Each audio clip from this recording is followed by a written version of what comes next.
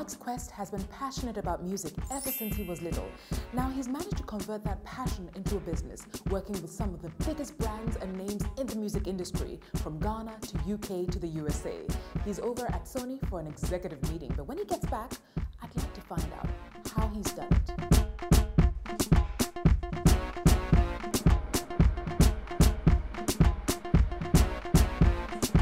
Apparently it's doing pretty well. I checked out the hits online and stuff, and some of these key bloggers have started blogging about it, and a lot of my friends who are into house, they know the record. Wow. So they're like, oh yeah, how do you know about that record? I'm like, oh, okay. And they're like, yeah, it's pretty good, whatever. So he texted me actually yesterday, have you checked out Music Week? Have you got a copy? Yeah, because apparently it's gone in the main Music Week charts at 50. But I mean, there's no label behind it or anything. So he's gone into deep house. Yeah. That's interesting. Maybe something that he made. Yeah. Is deep house. I think it's one of those genres that's gonna. Maybe this summer, yeah. Do you know what I mean? Because I'm surprised by the response, but that's because it's more. If you go to clubs and stuff, I guess you'll hear it more. I'm in church now, bro. In Europe more than. Yeah, exactly. Yeah. But. Yeah, I'll play it to you, man. Did they do a video for that one? No, they haven't done a video yet. They haven't done a video yet, so that's why I think it's interesting to talk to Diego. It's still early. Yeah, I'm not sure it'll go.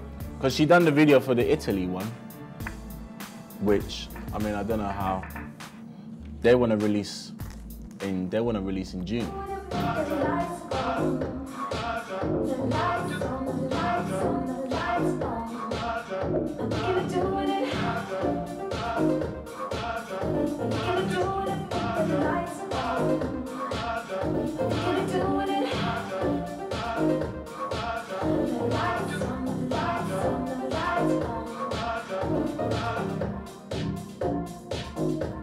With the particular artist that we were discussing, Hadara, or people also know as H Boogie, this particular project was more for Europe, because she's more focused on sort of dance and stuff. So we were discussing some releases coming up in Europe. It's 2 releases, and I mean, you mentioned the US. She's done pretty well over there in the dance sector, not generally, but in the dance, because we had a #1 on the billboards for a dance for the last single that came out. Again, Peter was involved in that as well. So yeah, it was pretty interesting. But now we want to do more in Africa actually. So, you know, her last video was shot in Ghana.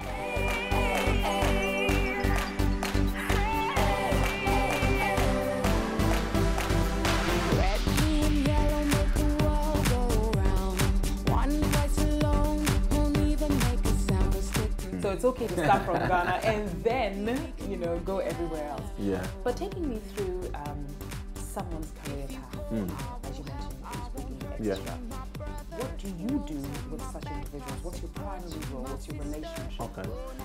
Well, with H, there's sort of a 2-tier relationship. So there's the producer-artist relationship, which falls under Curve Music, because she signed to Curve Music.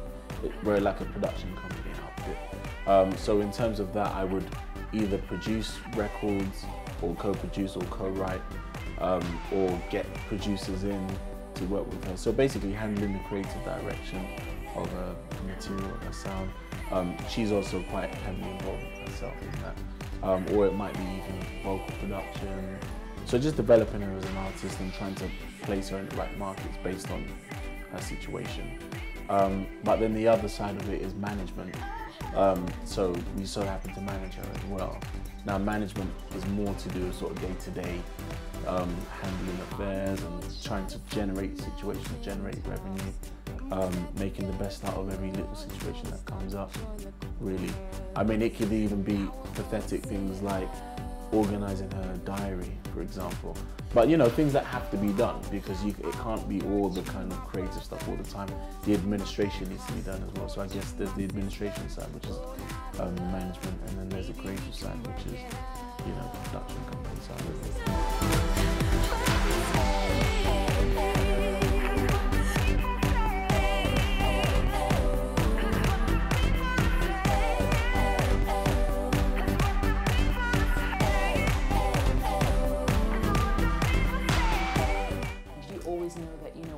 music was an industry that you wanted to take over, that you wanted to own, that you wanted to carve and be part of? I don't know about own. I mean, I think that's a bit, you know. I've always loved music, but I think I didn't realize how much I love music until probably like secondary school times. I remember in Ghana when, because the thing about Ghana is they always play great music. You know, and it's funny because they don't change the music. Whenever I go back to Ghana, they're still playing the same songs that at the same time of the day. Yeah, it's just exactly the same. So, you know, I remember growing up and getting into. I used to like a lot of R&B and hip hop. So I found myself really getting into it. And there was a particular guy that we used to go to church with. He used to have these mixed CDs, and he'll have all these new artists coming up, like the Biggies and the 702s, SWVs and stuff. But then I really sort of got quite attracted to that. Yeah. Before I went to Ghana, because I was born in the UK, I was into music. My dad's always been into music, but I think I fell in love with music probably in Ghana. So when I came back to carry on education, I studied music as part of other subjects as well, and then I started getting into production. So that happened, and then I landed an internship in a studio near where I live in Shepherd's Bush. So that was where it all kind of started, because the internship was very intense. I had to manage the whole studio. It had all this equipment there, and obviously when we had downtime, I would play around with the staff and just start creating. And then in addition to that, when I could afford to, I'd be doing sort of piano lessons as well, but I mean, they were really expensive, so I couldn't take it to the Beethoven level, Beethoven. you know. Yeah. But I mean, it was all really interesting. I studied it as well, and then one thing led to another, and I think the creativity that was already in me just had an opportunity to come out. At that point when you're making money, you're doing what you love. What tells you that now, you know what, I need to turn this into a business? Because now everything you're doing is based on creativity, it's based on talent. Yeah. How do you then say, what's the business of music? I think that's a good question, because simultaneously I've always sort of, I don't know if it's the Kwau blood in me, but I've always just been into business as well. So at the same time when that was happening, I'd actually got some grants and some funding from the Prince's Trust and Arts Council, and that wasn't necessarily just to do with music. It was just because I found myself, you know, always really being inspired by Virgin, the setup of Virgin. And, you know, even when I was coming up with names for the company at the time, I would always write down all these industries. Like I'd write down airlines, mobile phones, and, you know, the same kind of structure to see if the name worked. So I'd be like, okay, this mobile phone or this music, does that name work? So I've always been kind of, you know, open to business in general. So I think when that happened and some money started coming through, that it was just a natural progression to start looking at other businesses, even no matter how small the scale was. I didn't really just want to stick to music as a business. I wanted to just go into other ventures, whatever those ventures may be. What kinds of people did you meet along the way? That, you know, those moments when you meet, let's just say a Beyonce. Yeah. Or you meet, you know, anybody. Yeah. As big as that, and you tell yourself, "Wow, Mike, I'm doing well. I've arrived." What kinds of people did you meet? Well, I think I've met, you know, a whole bunch of people, you know, but I think one of the key points that merged the creativity with the business side, in my opinion, was when I had an opportunity to start Music World Entertainment Europe, which was all Entertainment International. So, I mean, Music World, for those that don't know, is owned by Matthew Knowles, Beyonce's dad. And he, at the time, had a program called, he was featured on a program called Chances. So he came to the UK, and he was looking for talent, etc., etc. So after that, the guy, funny enough, the guy who signed my first record, Darren Dixon, we had a meeting, and he said he had this opportunity because he was still in touch with Matthew Knowles, because he was quite close to Destiny's Child when they were coming up. So anyway, he told me about this opportunity, and I kind of took it to another level, so to speak, and said, well, you know, why don't we try and go in at that level? Why don't we do a business plan and go in and try and set up a label, as opposed to maybe you just being a point person in the UK representing them. Why don't we, because at that time I'd done business plans quite a lot because of the Prince's Trust, etc. So we kind of teamed up together, we flew out and we done a proposition to set up a label over here. And it was funny because I remember we went through the business plan, went through the cash flow and everything else, and it was all kind of weird. And then I remember Matthew saying, okay, cool. And he kind of said, okay, well, follow me to this meeting. So we went next door, and it was funny because they had a label meeting. And you didn't even know about this meeting? Didn't know about the meeting. So they had a label meeting, and he had quite a few different hubs across the US. So some people were over from LA, some people were over from New York, blah, blah, blah. This was in Houston. And then we went in and he was like, okay guys, I just want to introduce to you, this is Music World Europe or International, whatever it was at the time. These are the two guys, blah, blah, blah. And we sat in the meeting, it was like a 5-hour meeting. You know, I sing too. Hey, well, here you go. And I've been trying to break through the hip hop. Well, now, genre. see, this is a business move because But you've got the market. The hip hop didn't quite embrace me. But no, but seriously though, you know, I've always sang. And people have always said, you know, album. Yeah. But the business person in me says, how ready is the world to embrace and buy an album that has a certain sound? Yeah. The African sound. Yeah. You know? So maybe sometimes in business you have to wait. Because now everyone is like, oh, Africa, oh, Africa, oh, Africa. Sometimes you have to wait. I think when it comes to creativity though, I think you should always keep creative. So you should be recording, just even if it's so you don't get rusty. Yeah, you know, well, if you enjoy it, you can't help but do it. If it's really that much of a passion, you wouldn't be able to go that long without indulging in that passion, you know. So you think I was just trying to make a business move? Well, no, I just the think maybe reinvention of Anita Erskine. You're suppressing it, you know. I think do it, you know. Just do it for yourself. Have it on your phone, you know. It might leak onto YouTube, and then it might pick up some hits, and then before you realize, you know, I think if you're enjoying it, people will tap into you and support you, you know. All right, so let's go to the studio. Yeah, let's go and get you in the studio. Oh man, let's get you in the studio. Wish I'd never said that. So let's talk about the growth of your business. Where is it heading right now? How are you growing it? How are you taking it out of the UK, like I said, into Africa? What are the strategies? The way to move a business forward in this day and age, in my opinion, is really kind of tapping into technology. Because if you can't be everywhere at the same time, you can be on the internet. But how have you managed to keep an eye on every one of your businesses, especially since they're not all from or in the same industry? I think it's just delegation and time management, really, and, you know, not sleeping.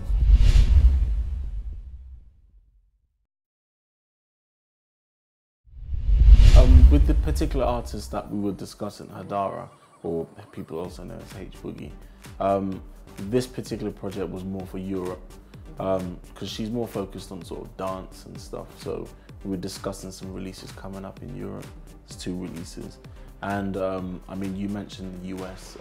She's done pretty well over there in the dance sector, not generally, but in the dance, because we had a #1 in Billboards for a dance for the last single that came out. Again, Peter was involved in that as well. So yeah, it was pretty interesting. But now we want to do more in Africa, actually. So, you know, her last video was shot in Ghana.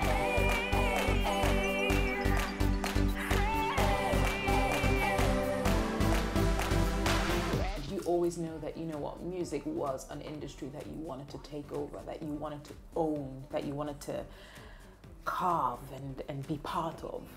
I don't know about own. I mean, I think that's a bit, you know. I've always loved music, but I think I didn't realize how much I love music until probably like secondary school times. I remember in Ghana when, because the thing about Ghana is they always play great music. Let's talk about the business in relation to Africa, the business of music in relation to Africa. Yeah. How are you forging forward with that, if I may even put it that way? Africa, it's always been a tricky one, you know. Africa's always been I mean, put it this way, I think there's so much talent. I mean, particularly if we start with Ghana, for example, you know.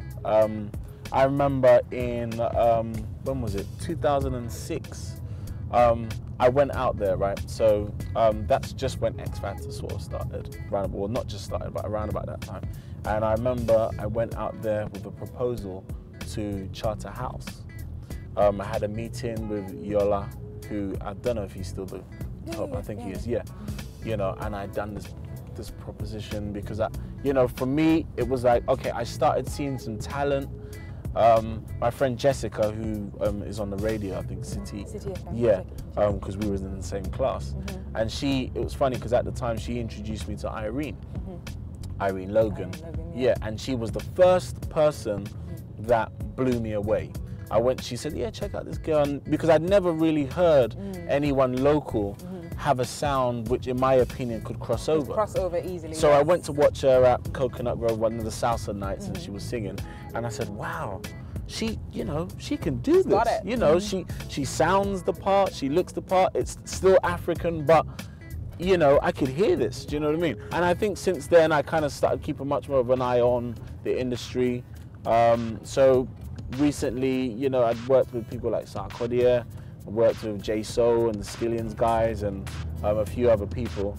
And I think there's so much talent. There's just so much talent out there. So business-wise, there's so much more to learn. Definitely. But what can you do for the business of music in Africa? Well, for me, what I've been trying to do, so I've connected, for example, with the music guys, or Warren the guys, and recently at the Ghana Music Week, I gave like a short speech just on the business side of it, you know, thinking about royalties and thinking about how to actually make money, how to make a career out of music, because a lot of the guys out there are doing a lot of music and they've got a lot of exposure, but they really are clueless about the business side of it. But at the same time, I think it's going to take a lot of mentality changing locally for the information to be welcomed. Are we afraid? Are we afraid to? I know that everybody's one desire is to cross over outside of West Africa into Africa, then eventually into the Europes and the Americas. That's right. Are we scared of that business? Are we scared? I don't think we're scared. I think we're just clueless, and we're not. I think it's a comfort zone that we're in, because when you're in Ghana or when you're in Nigeria, wherever you are, and you're on billboards and you're getting mobile phone endorsements and ringtones, you can actually believe in your head, especially if you've never left the country, that but this abroche thing, Charlie, how much more? You know, Charlie, me, I'm okay. Do you understand what I'm saying? So let's talk about the growth of your business. Where is it heading right now? How are you growing it? How are you taking it out of the UK, like I said, into Africa? What are the strategies? Yeah, well, I mean, already there's a few bits and pieces that we're doing in Africa. So, for example, with the property market, that's something that... So you're stepping outside of your comfort zone, which is music?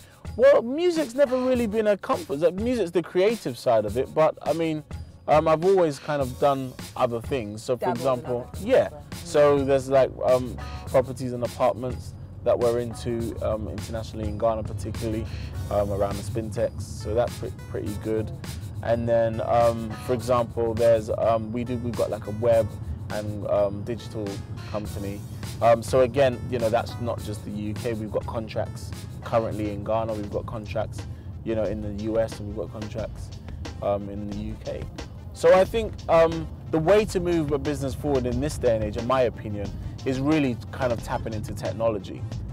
You know, because if you can't be everywhere at the same time, you can be on the internet. How do you start your business? That's a good question. I think for me, I pick industries that I have some kind of passion about, because that's the only thing that's gonna guarantee that I'm gonna put energy into it. You know, I mean, I have, for example, with the cleaning business that we have, Swan and Hyssop, that was an opportunity that came up, and I just grabbed it and set up the company. And it's been going now for a few years, and it's doing great. It wasn't something I'd always dreamt of. I hadn't always dreamt of having a cleaning company professional cleaning company, but it was an opportunity. So of course you have to always be savvy in that sense. So again, there's always been like a link or a passion to that. Obviously music goes without saying. Web design, I've always been into technology. I've always wanted the latest smartphones or laptops or whatever. So I think I need to have some kind of like natural passion, you know, at this point. Do you know what I mean? When I've got millions and millions of pounds, then I can just strategically look at, you know, emerging markets or whatever. But at the moment, it's really just me having fun doing business. I like that when you've got your millions and millions and millions. Yeah, yeah. What about the first million? The first million, it's funny because it could come from anywhere. I think it could even come from the cleaning business. Do you know what I mean? I think when you enjoy what you do, you're more likely to succeed. And at the moment, I'm enjoying all the industries I'm in. So you know, it's a lottery chance. You take it one day at a time. Yeah, yeah. I like that. So. Yeah. Music time, studio time. Yeah, let's go. You're recording today. Holy Spirit. You're recording today. So this is your studio. Yeah, well, this is the work hub, the workhouse. So this is where we run most stuff. Yeah. You know. Is this where you come for your creative fix? More or less, yeah.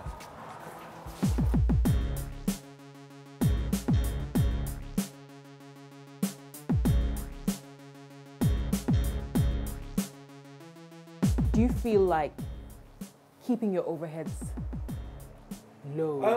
I don't even think it's about overheads. I just think it's about convenience. Yeah.